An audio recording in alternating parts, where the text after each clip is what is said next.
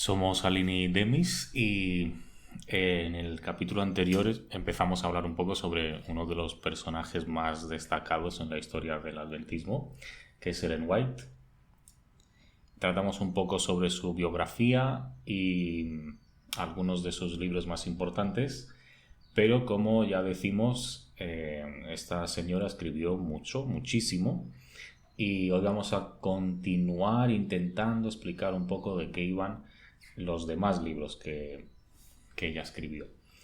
Bueno, Aline nos ha preparado un discurso bastante completo, entonces yo no voy a hacer más que introducir un poco las distintas secciones y si acaso algún comentario más. Si quieres recordarnos un poco, Aline, más o menos de en qué nos basamos de dónde hemos sacado la información. Bueno, aparte de la experiencia nuestra a lo largo de nuestra juventud, leyendo sus libros y escuchando hablar de ella constantemente. Seguimos siendo jóvenes, ¿eh? No, que conste. Somos menos jóvenes de lo que éramos. De lo que éramos, eso sí. Pues hay un libro llamado Ellen White, American Prophet, de Ronald Numbers, que es un libro que trata de una manera lo más objetiva posible todo el tema de Ellen White, de su vida, de sus escritos y distintos aspectos de su vida. Objetiva en el sentido de que no es un apologista de la iglesia, o apologeta, no sé cómo se dice exactamente. Sí, que no es un señor que pretende a toda costa defender a Ellen White, y a lo mejor tampoco ridiculizarla en excesos, más o menos encontrar un punto medio. Sí, además en ese libro cada capítulo está escrito por un escritor distinto. Ajá. Y la mitad de ellos son adventistas y la mitad no adventistas. Qué interesante. Entonces la suma de todo es una visión más o menos objetiva y redondeada de la persona de Ellen White y de su vida. Y bueno, aparte de los libros estos históricos de los que hablamos la última vez, pues sí, Ellen White escribió muchos libros que iban a otro rollo. Y siguen siendo unos libros que intentaban ser más bien prácticos. Es un poco como lo de los testimonios, pero esto ya lo había ella escrito como tal, como un libro que quería que lo leyera el público general. Bueno, el público adventista general de su tiempo.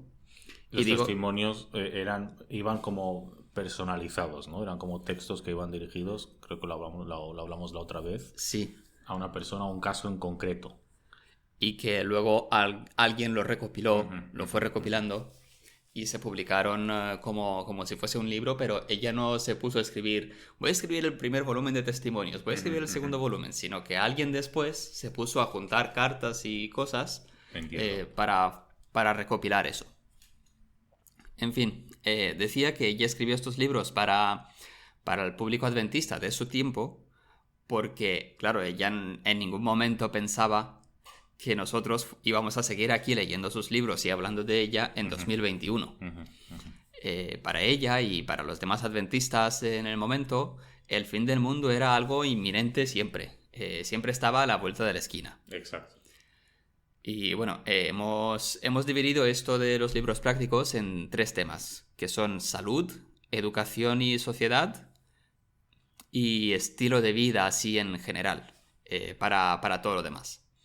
Y es que en realidad estamos hablando a la vez de los libros que escribió y de muchos aspectos de su vida y de su influencia en la vida del adventista de a pie hasta el día de hoy, todo un poco mezclado.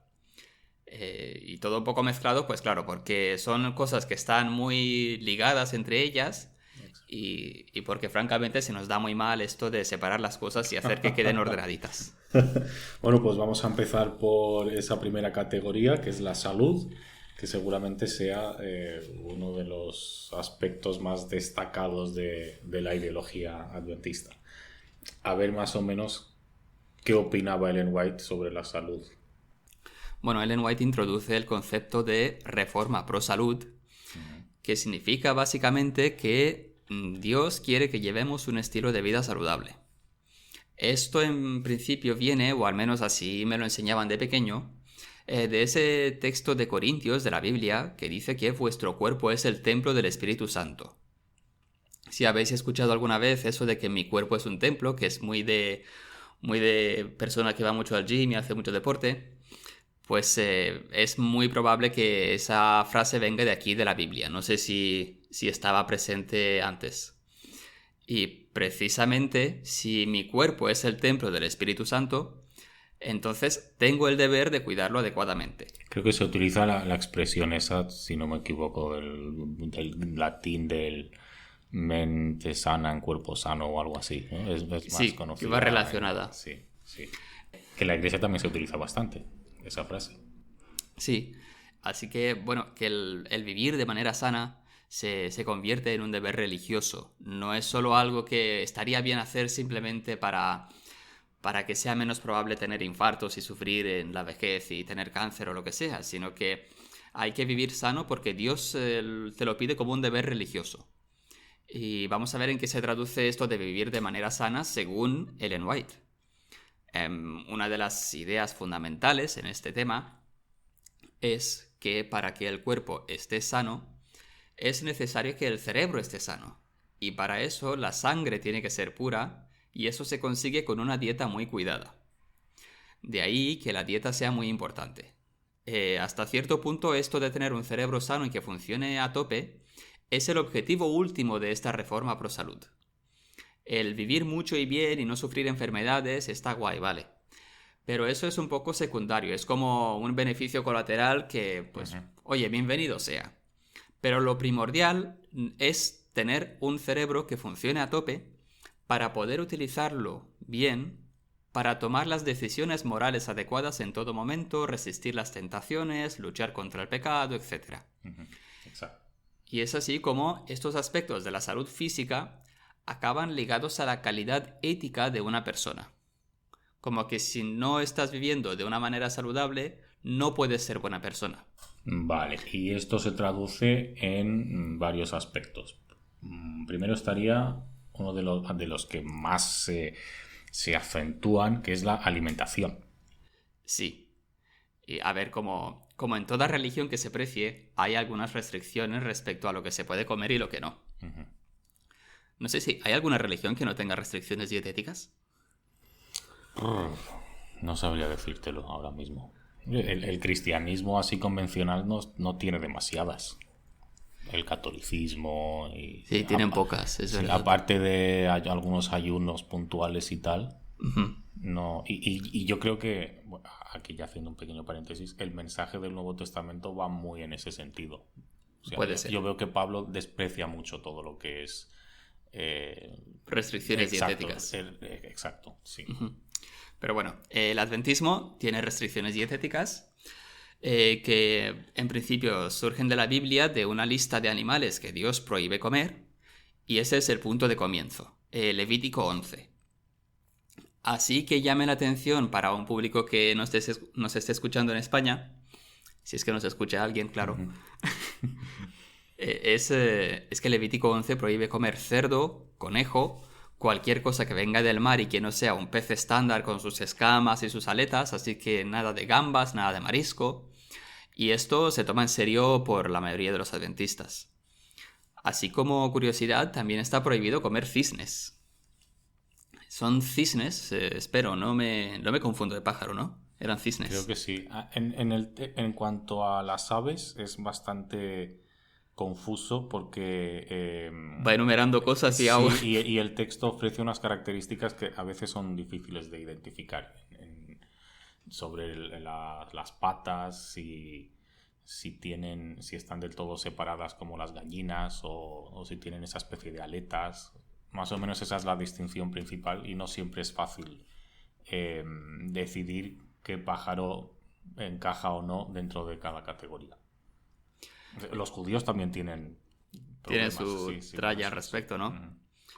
Y bueno, el ganso, según como lo mires, es un poco primo del cisne. Es como un cisne cutre con muy mala leche. Lo que pasa es que hay una zona en Rumanía donde hacen una cosa deliciosa con grasa de ganso que les flipa muchísimo. Y claro, te encuentras en esas iglesias adventistas de esa zona debates tremendos sobre si el ganso cuenta o no como pariente del cisne y por tanto si está permitido comérselo según Levítico 11 o no. Pero en fin, eso era un paréntesis que a mí siempre me hizo bastante gracia. Sobre todo porque como no somos de esa zona, nos pilla de Sí, lejos. sí. Y en términos más generales, se mira también al Génesis, donde tras la creación, Dios les da como comida a los humanos una dieta vegana. Así que el adventismo, pues no se obliga, pero recomienda mucho una dieta vegetariana y a poder ser vegana. No nos vamos a meter en de si es más sano o no, porque ni tú ni yo somos nutricionistas. Exacto. Hacemos Humberto, hay un nutricionista aquí, ¿qué va a ver?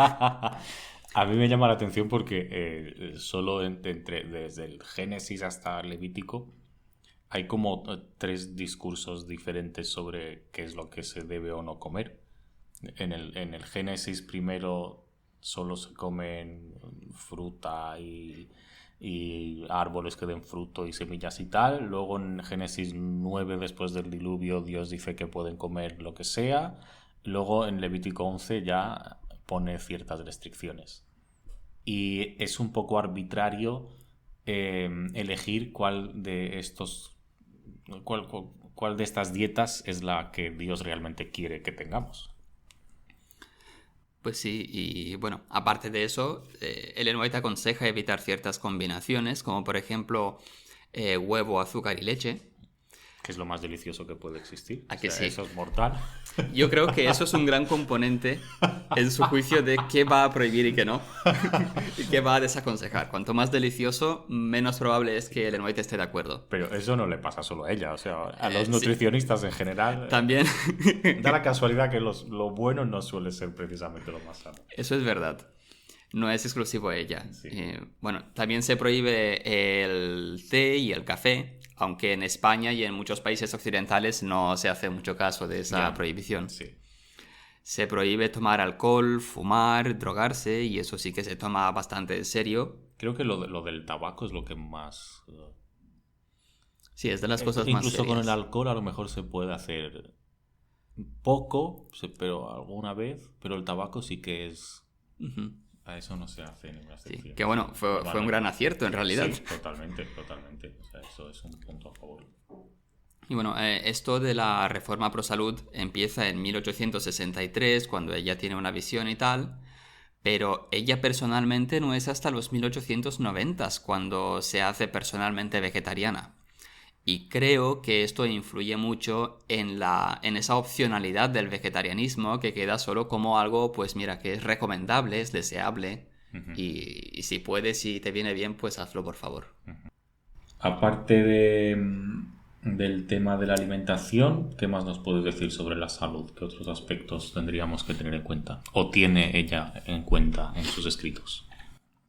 Bueno, aparte de la comida, que es una de las cosas más chocantes, por así decirlo, ella también recomienda cosas como beber mucha agua, hacer ejercicio, cuidar la postura al sentarse, tomar moderadamente el sol, pasar tiempo al aire libre, en plan tomar aire fresco.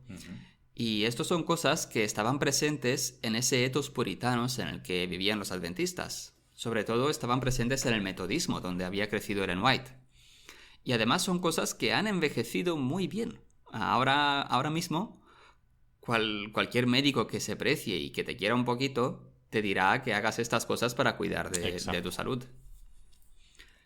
Hay un aspecto del que se habla menos, y creo que es precisamente porque no ha envejecido tan bien como lo demás, que es el aspecto sexual de la reforma pro salud. O sea, con envejecer bien te refieres a que con el tiempo se han dado cuenta que en realidad no era así como se planteaba en su momento. Exacto, que Sí. ahora mismo uno no habla mucho de ello o no lo dice muy convencido, lo dice así como con media boca, como corramos un tupido velo y hagamos como que esto no ha pasado nunca. Entiendo. Y bueno, es que Ellen White cree básicamente que no es bueno tener más sexo del estrictamente necesario. Así en general. En general. Y por supuesto, pues como toda puritana que se precie, no tenía una opinión muy favorable de lo que ella llama el vicio solitario. Esta panoplia de cosas, desde el vegetarianismo, pasando por estas cosas que mencionaba antes, y también la limitación del sexo, todo esto estaba presente, por ejemplo, en los 1830s, en el mensaje del evangelista Sylvester Graham, que además inventó unas galletas que es por lo que más se le conoce hoy en día, por las galletas Graham. Tiene narices que uno monte un movimiento que influya a... Y solo le recuerden por unas galletas. Sí, qué triste la vida de este hombre. Bueno, Ellen White empieza a predicar estas cosas, como decía, en 1863, tras tener una visión al respecto. Y en este momento es cuando su hijo mayor estaba cumpliendo 13 años. Y según contaba ella, este niño mostraba una falta de interés en la religión, una pasión por leer libros de historietas, interés en las chicas e irresponsabilidad. Claro, esto nos suena como el comportamiento totalmente normal de un niño de 13 años que está empezando la adolescencia y está en la edad del pavo. Pero bueno, al chaval le tocó una madre puritana que opinaba, al igual que otros reformadores de la salud, que esto era consecuencia del vicio solitario. Es muy de madre eso de... Esto todo es culpa de la tele, eso es todo culpa de los videojuegos. Pues igual. Como no había tele ni videojuegos, pues... le echaban la culpa a lo que pudieran, sí. Pero es un instinto muy de madre. Y es que las consecuencias, según ella, del vicio solitario no acaban ahí. Ella decía que traía como resultado imbecilidad, formas enanas, miembros cojos, cabezas deformes, y además estaba tan expandido que una gran proporción de los jóvenes de su momento eran inútiles. La masturbación continuada también se supone que produciría locura hereditaria y un montón de enfermedades del hígado, los pulmones, reumatismo, riñones, cáncer, y que a menudo llevaba a sus víctimas a una muerte temprana. A ver, nos han comentado que a veces yo me tomo algunas cosas con menos seriedad de la que debería al hablar de estas cosas religiosas, pero es que de verdad yo os prometo que estoy intentando tratar esto muy seriamente y sin chistes, ¿vale? Y también es verdad que los chistes se hacen un poco solos, ¿vale? Usad vuestra imaginación, ¿qué queréis que os diga? También os digo que personalmente las vacas sagradas hacen las mejores hamburguesas. Y bueno, ella estaba muy preocupada por este tema, así que no dejaba a sus hijos relacionarse con chicos que a ella le parecieran duros o que ella decía que veía en sus visiones que habían practicado mucho el crimen del abuso propio. Como por ejemplo 2 de sus vecinos, unos chavales que ella decían que estaban perdiendo la vista y el intelecto por culpa de esto. Ahora bien, la realidad es que uno de los dos chavales vivió hasta los 71 años de edad sin perder ni la cabeza ni la vista, y el otro vivió hasta los 82 y fue senador del estado de Michigan y durante toda su vida tuvo buena salud. Excepciones hay en todas partes. Claro. Y bueno, para dentro del matrimonio seguía teniendo sus preocupaciones. Cuando antes usé la expresión no más sexo del estrictamente necesario, no estaba haciendo un chiste, es que es literalmente la mejor síntesis de su actitud respecto al sexo, aunque ahora cueste decir esa frase manteniendo una cara seria. Por ejemplo, aconsejaba a las mujeres a dirigir las mentes de sus maridos lejos de la gratificación de pasiones lujuriosas hacia temas espirituales, preocupándose, por los asuntos espirituales. Los maridos que deseaban excesivo sexo eran, según ella, peores que las bestias y eran demonios en forma humana. Uno de estos aspectos fundamentales de su actitud en cuanto a estos temas era el concepto, por entonces bastante común, del vitalismo. Uh-huh. Es la causa de esta idea que ella tiene. Según el vitalismo, cada ser vivo tiene una fuerza vital, que es una especie de energía que nadie sabía muy bien cómo explicar y en qué constaba, pero que mantenía al cuerpo con vida. Básicamente magia. Y lo que pasa es que con cada eyaculación se perdía una cierta cantidad de fuerza vital, y eso acortaba la vida, porque la fuerza vital es un recurso limitado que cuando se te acaba te mueres. Y por supuesto eres responsable ante Dios de todo el uso que hagas de la fuerza vital que te ha dado al nacer. Esto me recuerda mucho a teorías orientales que te podrían contar un lama tibetano o un maestro de yoga indio sobre el fuego interior, la energía interior y todo eso. Y me parece interesante porque esas ideologías estarían clasificadas dentro de un misticismo y un espiritismo que el adventismo negaría totalmente. Pero ese aspecto, al parecer, la verdad es que no sé cómo llegó a los Estados Unidos el vitalismo este. Pero a mí me recuerda a eso, a algo oriental. Puede que hubiese una circulación de ideas de la India a Estados Unidos por el tema del Imperio Británico, No sé. con la colonización y demás. La verdad es que se me acaba de ocurrir, no lo he mirado. Pues estaré diciendo alguna tontería, pero acabo de hacer esa conexión. Podríamos investigar luego sí. si hay constancia de quién llevó esas ideas a Estados Unidos y por qué. Porque obviamente no era solo ella, o sea, era una ideología que circulaba. Claro, no es que ella cogiera esa idea de la India ni nada por el estilo. Esa idea estaba en el aire, a su alrededor, Exacto. y ella se lo creía pues porque era lo que creía la gente en su momento. Y bueno, luego vino Kellogg, del que probablemente hablaremos en su momento con muchos más detalles. Y este hombre creía que con la dieta adecuada se podían eliminar esos instintos animales que llevaba a la gente a masturbarse y a tener demasiado sexo. Esa dieta era a base de maíz y cosas así muy sosas, porque la carne y las especias estimulaban esos instintos animales. Básicamente había que evitar todo lo que fuera delicioso. Es que es verdad, da la sensación de que Kellogg odia todo lo que sea la comida con sabor. Y efectivamente, este Kellogg es el de los cereales Kellogg que se pueden comprar hasta el día de hoy en Mercadona. No ha tenido mucho éxito en eliminar la masturbación y los deseos lujuriosos de la gente, pero lo que sí que ha hecho ha sido inventar el desayuno de la leche con cereales. Y cambió cómo se desayuna en una gran parte del mundo y ha creado una empresa que genera muchísimos beneficios vendiendo cereales. Y bueno, en su día me suena que hubo una oferta de pasar fondos de la empresa Kellogg a la iglesia adventista, lo que convertiría a la iglesia en alguien con muchísimo más dinero de lo que tiene ahora mismo. Pero en su día lo rechazaron. No sé si por tontos o porque sus razones tendrían, eso ya no lo sé. Así que bueno, por si alguien se lo pregunta, pues no, la empresa Kellogg que hace los cereales no tiene ahora ninguna relación con la iglesia adventista, más allá de que el señor Kellogg que la fundó fue adventista en su día. Exacto. Aparte de la salud y la alimentación, el otro gran tema de los escritos de Ellen White es el de la educación. Sí, de hecho tiene incluso un libro que se llama Educación, porque ya te dije, a mí me gustan las cosas que cumplen con lo que prometen. Este es un libro llamado Educación y va sobre educación. Personalmente no me lo he leído entero, eso te lo tengo que reconocer, pero... Ni yo tampoco. Pero conozco de hecho, ni trocitos, nada. No, de este no me he leído nada. Bueno, yo conozco unas pocas ideas principales del libro y me leí trocitos.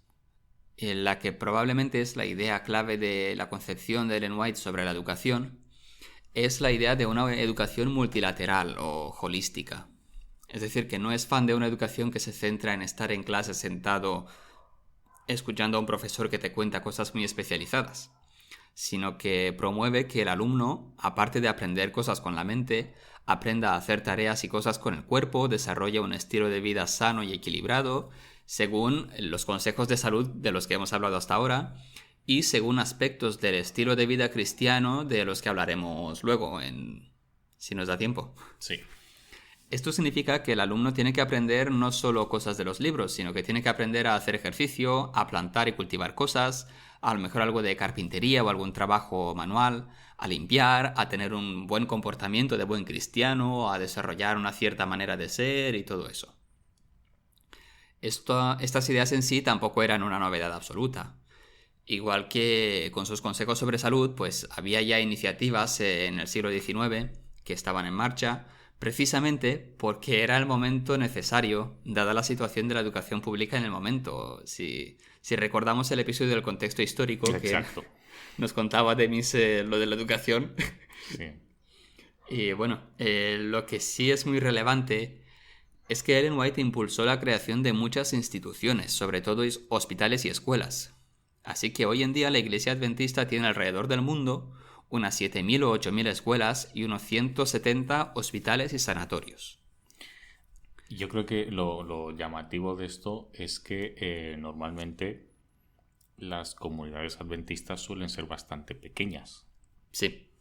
Y el que una comunidad tan pequeña consiga tener una escuela propia o un centro educativo propio tiene su mérito.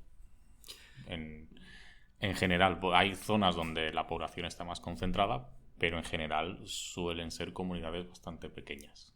Sí, y tiene su mérito el que dentro de lo que son instituciones educativas religiosas, Uh-huh.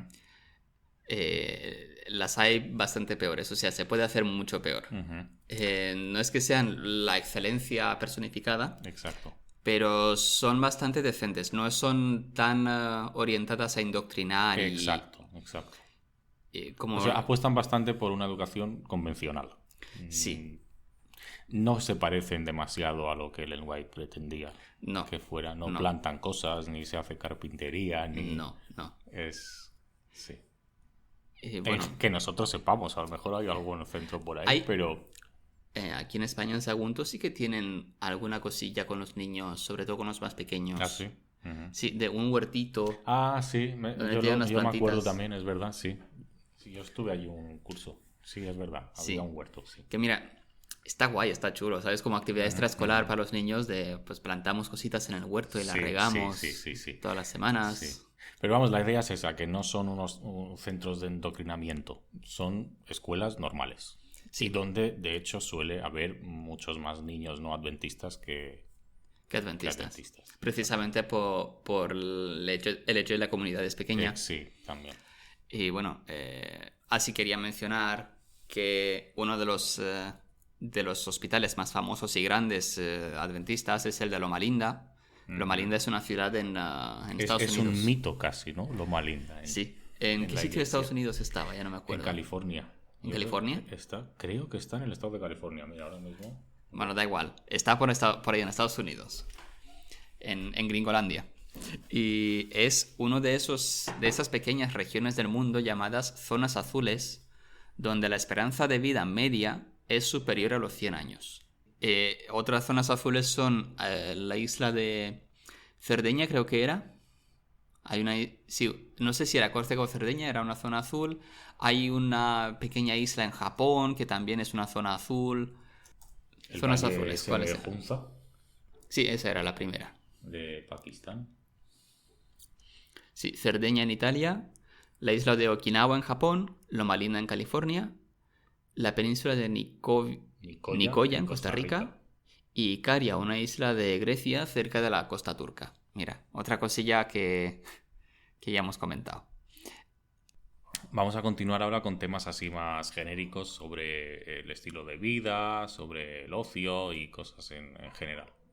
Sí, y no vamos a ser exhaustivos porque ya os decimos, este señor ha escrito muchas cosas durante medio siglo que estuvo escribiendo.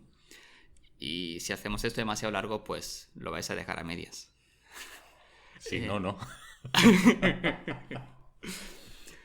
Contamos desde nuestro optimismo con que alguien nos escucha. Y si no, pues lo grabamos para nosotros mismos, por nuestro propio placer. Sí. Bueno, el primer aspecto así que llama la atención es el ocio, que aparte de la salud, que ya hemos hablado, pues Ellen White también tiene una serie de consejos sobre el ocio y el tiempo libre. Como es que ser adventista es un trabajo a tiempo completo, te ocupa toda la vida. Como estaba presente esa herencia puritana, el tiempo es un regalo de Dios y por tanto somos responsables de administrarlo de manera productiva.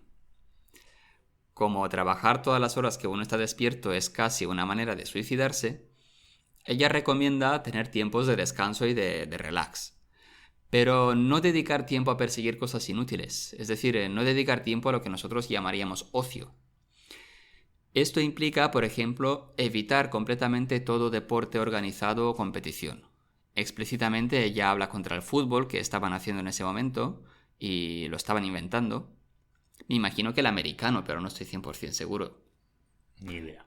Porque como allí lo llaman fútbol a su cosa con el huevo en la mano, y aquí llamamos fútbol al fútbol de verdad. De verdad. Claro.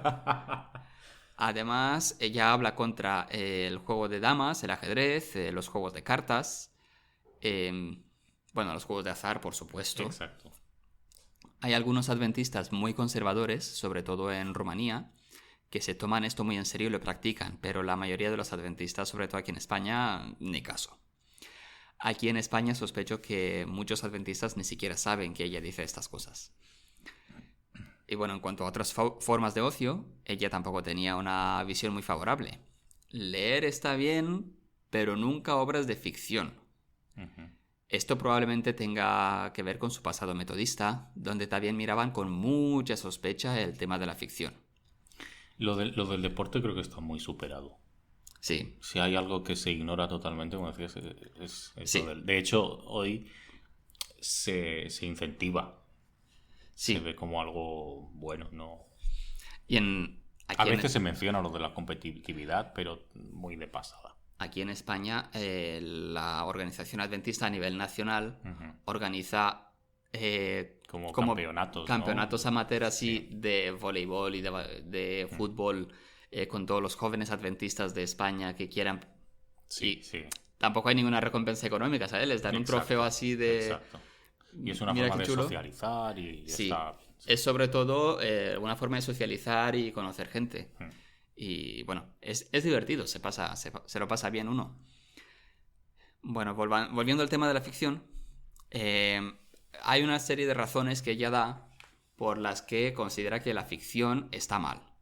Según ella, la ficción hace que los adictos a la lectura sean inútiles en la vida, que prefieren aventuras y romanticismo antes que los placeres más asentados de una vida cristiana.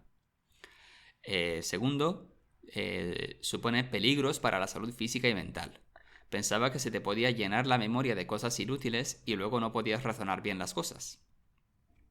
Tercero, incluso para llegar a las grandes lecciones de los clásicos de la literatura, hay que tragarse todo el libro, y el libro entero puede estar lleno de supersticiones y errores humanos y cosas que no son verdad y te las has tragado. Y cuarto, que las emociones fuertes de la ficción hacen que por contraste luego la Biblia te parezca sosa y aburrida. Aparte de que te parezca sosa y aburrida, una de las consecuencias que a mí se me ocurre que esta, no sé cómo decirlo, esta ideología o estas cosas, ha sido que los adventistas en particular, y creo que los cristianos fundamentalistas en general, no son capaces de distinguir los textos de ficción de la Biblia misma. O sea, todo lo que está escrito en la Biblia es real, objetivamente, y no pueden distinguir qué partes de ese texto son en realidad ficción. O fueron escritos por el autor como si fueran ficción. No sé si me explico. Sí, creo que entiendo lo que dices. Como que si uno no tiene la habilidad de distinguir entre lo que es ficción y lo que no, cuando uno lee un libro de ficción, se ve a sí mismo como asaltado por una realidad imposible, por una serie de contradicciones, sí. Que en la ficción, cuando uno lee un libro de ficción, hay un concepto que se llama... Pero en inglés se llama suspension of disbelief. En español sería suspensión del escepticismo. Como suspensión del escepticismo. Por ejemplo, si tú te lees Harry Potter, pues ellos dicen Wingardium Leviosa con el palito a un objeto y el objeto flota.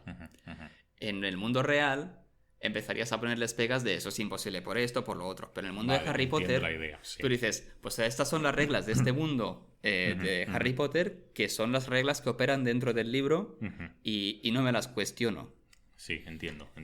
Luego, si uno hace lo mismo, pero en vez de flotar un objeto, explota, dices, ¿y esto por qué? Entonces ya empiezas a ponerle pegas. Pero mientras el texto tenga cierta coherencia interna, eres capaz de pensar que hay una serie de normas distintas en las que opera esa realidad distinta.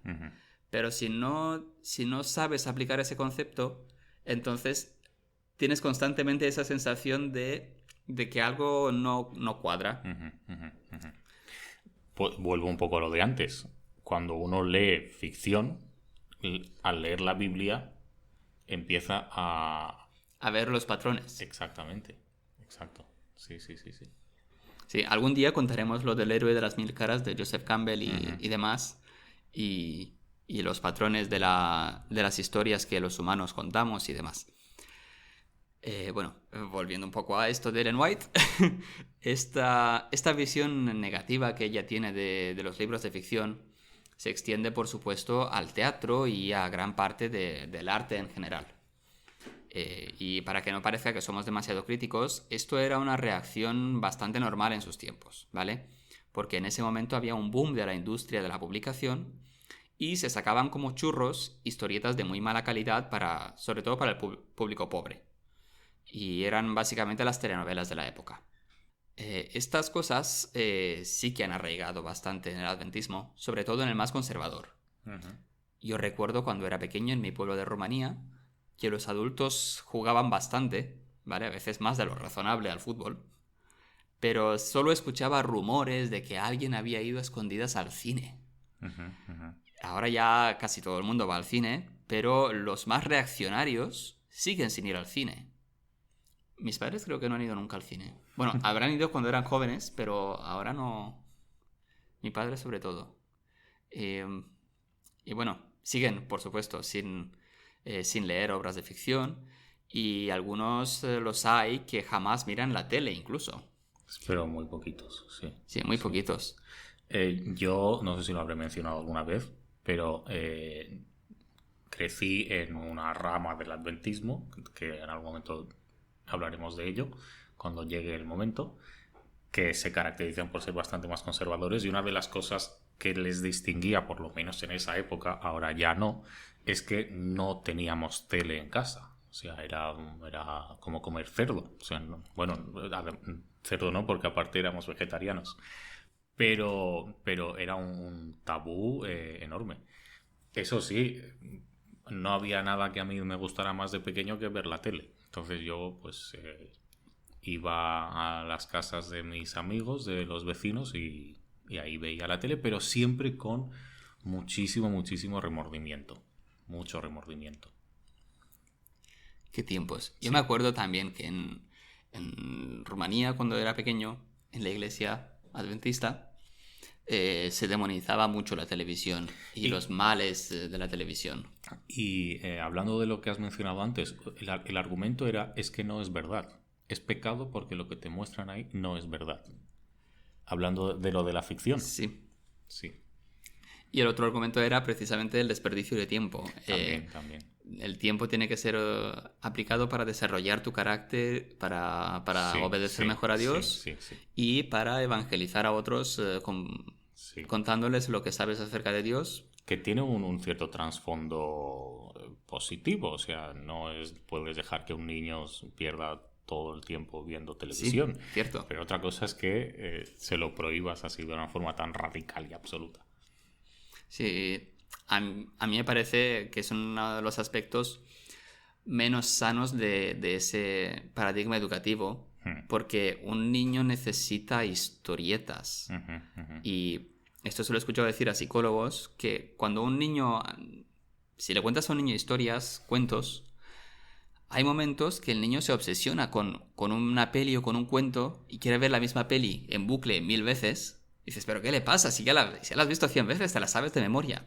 Es porque en esa historia ocurre algo, un conflicto, un algo, que él todavía tiene que asimilar cómo uno tiene que reaccionar ante ese conflicto, ante esa situación. Entonces él lo ve en bucle una y otra vez hasta que interioriza cuál debería ser la respuesta normal ante esa situación. Y luego ya se le pasa y quiere ver otra. Y que a todos los niños les ocurre un poco eso y se forma como una especie de ritual de refortalecer en su mente una serie de comportamientos y de decisiones. Y por eso sí, yo entiendo preocupaciones del tipo: no voy a dejar que mis hijos vean cualquier cosa. Sí. Vale. Pero la solución a no voy a dejar que los niños vean cualquier cosa no me parece que sea no voy a dejar que mis niños vean nada. Exacto. Algo tendrán que ver. No, pero en su momento era una forma clarísima de aislar a los miembros de esa iglesia, digamos, del mundo. Era una manera de no sé, que a lo mejor lavarles el cerebro es una expresión muy fuerte, pero yo lo veo así. O sea, el que el impedir que tengan acceso a otro tipo de información a la Sí. que la Iglesia te proporcionaba. Sí, que no creo que fuera mal pensado de esa manera, sino que es como el Sí, efecto que acaba exacto. teniendo. Sí. Como decíamos antes, cualquier religión que se precie prohíbe cosas. Prohíbe cosas. Exacto. Prohíbe comer ciertas cosas, pero también te prohíbe hacer ciertas cosas con el dinero. O determina tener cierta actitud hacia el dinero. ¿Qué papel juega el dinero en el adventismo y sobre todo en los escritos de Ellen White? Vale, pues el dinero es, igual que el tiempo, según Ellen White, un regalo de Dios, o más bien un préstamo. Así que de entrada hay que devolverle a Dios el 10%, que es el diezmo. Y con eso se sostiene económicamente la iglesia. Que dices, bueno, razonable, tiene sentido. Sí. Si eres miembro, pues alguien tiene que mantenerlo. Pero en cuanto al 90% restante, tampoco puedes hacer lo que quieras. Tienes que recordar que la prioridad número 1 de estas personas era la inminente venida de Jesús. La razón por la que existían como iglesia era para predicar eso. Y para eso hace falta invertir tiempo y dinero. Todo el tiempo que Dios te ha dado y que no sea esencial en usarlo para vivir, tiene que ser invertido en tu perfeccionamiento moral o en la predicación del mensaje de la inminente segunda venida de Jesús. Gastarse dinero en caprichos y en cosas que no sean absolutamente necesarias es equivalente a decir: es más importante mi capricho que el que X personas escuchen el mensaje, vuelvan a Dios y no mueran. Este razonamiento se aplicaba también al tiempo, de ahí esa perspectiva contra el ocio y contra la diversión que mencionábamos hace un momento. Es en el fondo un mensaje utilitarista, que algún día me gustaría hacer un episodio sobre el utilitarismo cuando acabemos con esto de la historia del adventismo. Sí. Y por supuesto, el 99% de los adventistas en el día a día no tienen esa postura tan radical respecto al dinero que tenían en ese momento, o que querría Ellen White en ese momento que tuvieran. Y por supuesto, si algún predicador te dice que dones todos tus ahorros a su obra de predicación del Evangelio, muy probablemente sea algún charlatán que se aprovecha.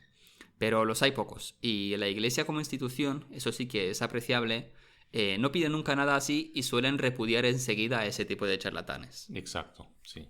Había uno, David Gates y... ¿cómo se llama el otro? El americano. Bueno, pero no son, o sea, en las iglesias como tal no son bienvenidos. No. Y a veces digo a algunos que el adventista medio de hoy en día, yo lo suelo decir que no cree en la inminente segunda venida de Jesús, sino que cree que está bien creer eso y le gustaría creerlo, pero no lo cree. Lo digo porque alguien que cree de verdad que Jesús vuelve inminentemente, si tiene ahorradas algunas decenas de miles de euros, que le ha costado años ahorrar y tal, no los usa. De entrada no tiene ahorradas decenas de miles de euros, si uno cree eso. Y si lo tiene, no lo usa para pagar la entrada de un piso y hacerse una hipoteca para los próximos 30 años. O sea, no piensa económicamente tan a largo plazo. Sí, y por supuesto, a ver, ese piso no le va a valer para nada si Jesús vuelve inminentemente. Y lo que sí hará será gastar todos esos ahorros en maneras de avisar a todo el mundo de que en cuestión de meses Jesús vuelve y tenéis que prepararos o vais a morir. Y si te lo crees de verdad, haces eso, pero si no te lo crees de verdad, pues haces una hipoteca a 30 años. Comida, dinero, Ocio. y el otro gran tema que toda religión trata, sobre todo en el caso de las pobres mujeres, es la ropa. Exacto. Según Ellen White, la ropa tenía que ser modesta, limpia y decente. Hasta ahí todos de acuerdo. Sí, es el principio del que ella parte. Sí. Y por lo mismo que por lo del dinero, llevar ropa cara y pija es un gasto superfluo. De ahí lo de modesta. Uh-huh. Lo mismo ocurre con las joyas. Llevar joyas es un gasto innecesario. Claro, entre esto y la actitud victoriana de acentuar el deber y negar negar los placeres y negarse a uno mismo, más toda esta herencia puritana de la que hablábamos, pues os podéis imaginar por dónde van los tiros a la hora de aplicar estos principios en consejos específicos de vístete así y no asá. Vamos a mirar en qué se traduce esto ahora, ¿vale? A día de hoy, en 2021, en los países más conservadores, los adventistas no llevan joyas, sobre todo las mujeres, ¿vale? Nada de colgantes, pulseras, pendientes, piercings. Los hombres van a la iglesia en traje y corbata y las mujeres en faldas que tienen que ser más largas que la rodilla. O sea, que tienen que llegar por abajo de la rodilla. Entre las mujeres hay una... En la práctica digo esto, ¿vale? Entre las mujeres hay una competición constante por llevar ropa más nueva igual que las demás. Pero no demasiado atrevida para que no hablen mal de ella.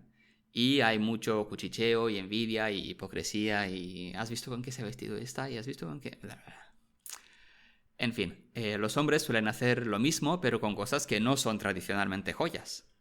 En parte llevan a su mujer con la ropa nueva que ellos han pagado como si fuera una joya. Y eso, sí, es un poco el concepto de mujer florero, muy machista, muy anticuado. Y aparte de eso hay cosas que no son joyas pero sí son caras. Relojes, coches, corbatas, móviles, etc. Y esta es una de las críticas más comunes que se hacen hacia los conservadores, ya que a la vez hay una mitad progresista de la iglesia a la que la ropa le da bastante igual y que se ahorran todo eso, en gran parte. También hay bastante gente conservadora que sí que tiene ese buen gusto de no caer en esta competición y que de verdad practican esa modestia que motivaba a Ellen White a dar sus consejos respecto a la ropa. Pero esto son a lo mejor el 10%. Sí, a mí me parece interesante porque esto de la ropa no es algo exclusivo del adventismo, con todo lo que implica y todo lo que has mencionado. Uh-huh. Es común a todos los neoprotestantes, a todas estas sectas, digamos, que nacen en Estados Unidos. Uh-huh. De hecho, escucho alguna vez experiencias de personas que fueron mormones o fueron testigos de Jehová y todo lo que cuentan respecto a la ropa me suena muy, muy, muy familiar. Se repite igual en todas partes. Sí, es que en realidad Ellen White no inventó esto. Yeah. Y el adventismo tampoco inventó esto. Esto estaba en el aire, en el ambiente protestante americano, y se contagió en todas esta idea, se contagió o proliferó en todas las religiones estas que nacieron en América. Uno de los detalles más discutidos respecto a esto de la ropa en los sitios que son más conservadores es, como tú decías, la ropa de la mujer. Hay algunas personas que tienen un poquito de instinto talibán y que están obsesionados con la longitud de la falda de las mujeres. Y esto viene de ignorar el contexto en el que Ellen White dijo algunas cosas al respecto. Y ya que hablamos de ella, me parece justo que nos paremos a clarificar un poco eso y a hacerle un poco de justicia. Vale, no sé si os acordáis de Amelia en el episodio 4, creo que era, sí. La de los pantalones bombachos como uniforme feminista. Pues Ellen White intentó proponer eso como vestimenta habitual para las mujeres adventistas. Tenía muchas ventajas prácticas, como por ejemplo el no ser un vestido largo que arrastra toda la porquería del suelo, y no limitar drásticamente los movimientos para poder hacer cosas útiles. Porque recordemos lo que os decía antes cuando hablábamos del ocio, que todo adventista, hombre o mujer, tiene que aprovechar el tiempo. Y estar durante horas en plan mujer florero, que no me puedo mover mucho porque la falda no me deja, eso es desperdiciar el tiempo que Dios te ha dado. Aparte de que esto no implicaba un corsé que te estrujara los órganos por dentro y te impidiera respirar. Así que eran todo ventajas. Era un paso en la dirección correcta. Menos mujer florero o ornamento y más mujer independiente capaz de moverse y hacer cosas. Pero por lo que sea, eso no triunfó. Se ve que a las señoras adventistas del momento el pantalón bombacho no les acababa de hacer gracia. Así que ante este fracaso, tras un par de años creo que fueron, pasó al plan B. Fuera corsé, por lo menos eso, y acortamos la falda a un palmo por encima del suelo, a la altura del tobillo. Así por lo menos no arrastramos la porquería del suelo.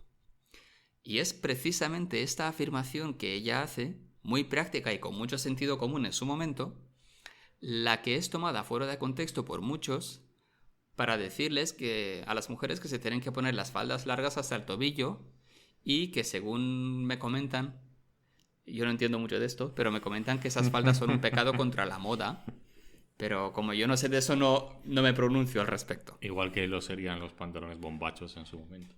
Puede ser. Un pecado contra la moda. Sí. Y esto lo comentaba... ¿Cómo se llama el profesor este? Ya me saldrá. O alguno de Pues, Sagunto. sí. Pero no me sale el nombre. Cuando me salga lo diré. Vale. Él comentaba que, curiosamente, cuando una pareja se convierte al adventismo, el hombre cambia muy poco. Se pone una corbata y ya está. Mientras... Sí, sé quién dices, sí. Badenas Sí. lo decía. Uh-huh. Mientras que la mujer cambia drásticamente. Se quita los pendientes, se quita los anillos, se quita pulseras, se quita colgantes. Ella tiene que cambiar drásticamente y el hombre se queda más o menos igual. No sé si eso dice más del adventismo o de la cultura de la sociedad en general. Bueno, sí, pequeño detalle. También los adventistas, por esto que dice Ellen White aquí, desaconsejan mucho y está mal visto el uso de lo que son maquillajes. Sí. Del tema maquillaje. Sí. Que en España se hace menos caso, pero en Rumanía tela.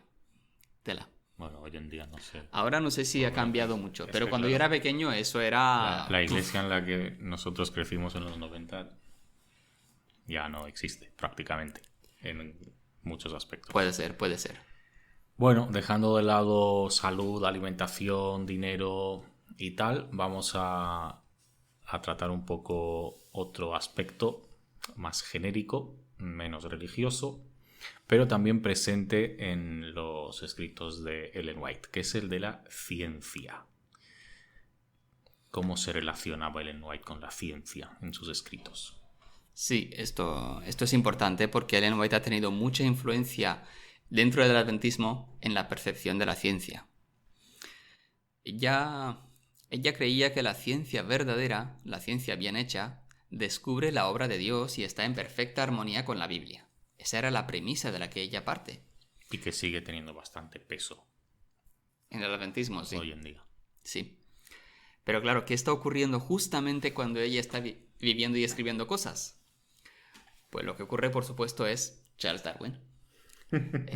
Darwin, recordemos, señor que empieza su viaje en el Beagle en 1844, creo que era justamente 1844, y 20 o 20 y pico años después publica El origen de las especies.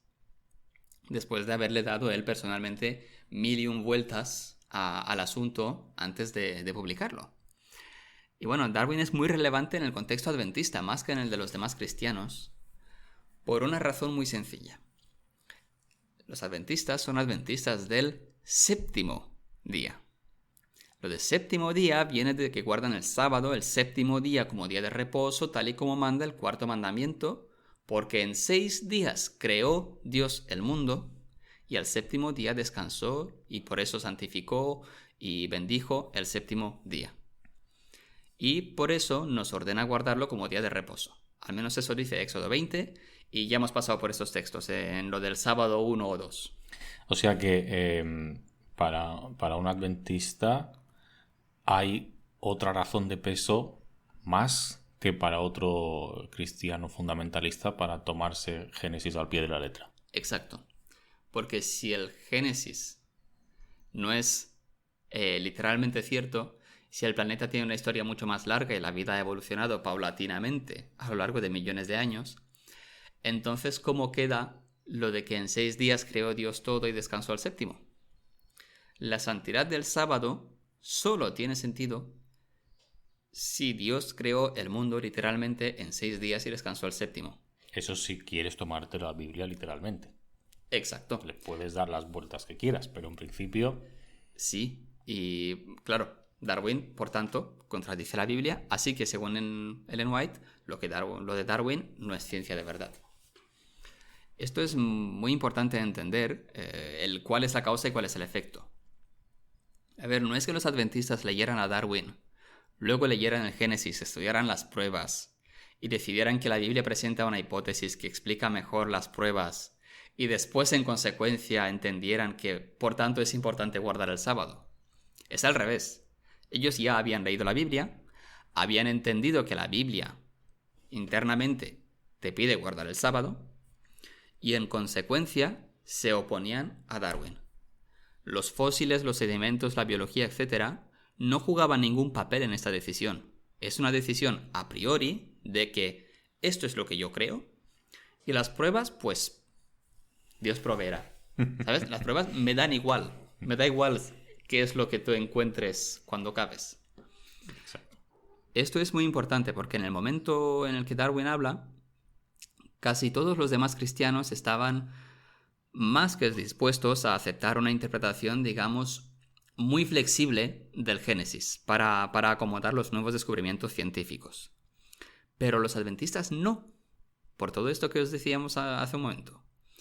Y esto cambió, sobre todo en los años 1920, por cuestiones de política, cuando los evangélicos se volvieron fundamentalistas para oponerse al ateísmo que estaba creciendo, a las fuerzas secularizadoras del siglo XX y a otras corrientes que les estaban dejando atrás.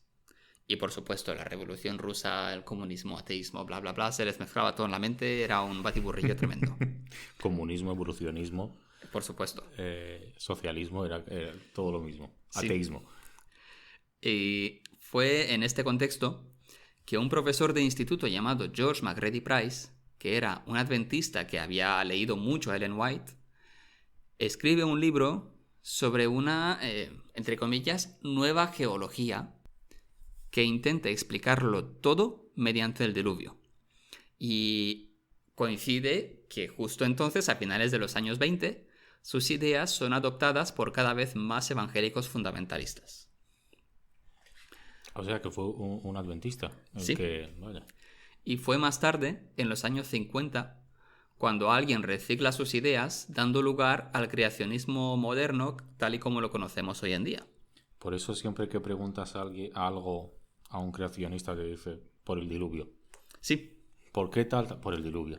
Sí. Es la respuesta comodín. En fin, y aparte de esta influencia negativa, a mi parecer, del creacionismo fundamentalista, no hay muchas aportaciones de Ellen White al mundo de la ciencia, pero es normal, porque Ellen White es profeta adventista, no es Marie Curie, premio Nobel de física o de química fue Marie Curie. Creo que de química, creo, ¿eh? Puede ser. Claro, Ellen White no era científica y no hay ninguna razón por la que ella tenga que aportar algo a la ciencia. No es lo que se esperaba de ella tampoco. Y como profeta lo hizo muy bien. Sí. O sea, sí. Dejó un patrimonio, vamos. Y los que se enfadó de esto que acabo de decir, pues les invito a que relean, que vuelvan a leerse los primeros capítulos de Patriarcas y Profetas, cuando habla del diluvio, y cuenta que antes del diluvio no había montañas, solo colinas, y el clima era uniforme y había una eterna primavera en toda la tierra sin temperaturas extremas. Y ya me explicarás cómo, ¿vale? Claro, cuando uno no sabe por qué ocurren las estaciones, dice, pues sí, ¿por qué no?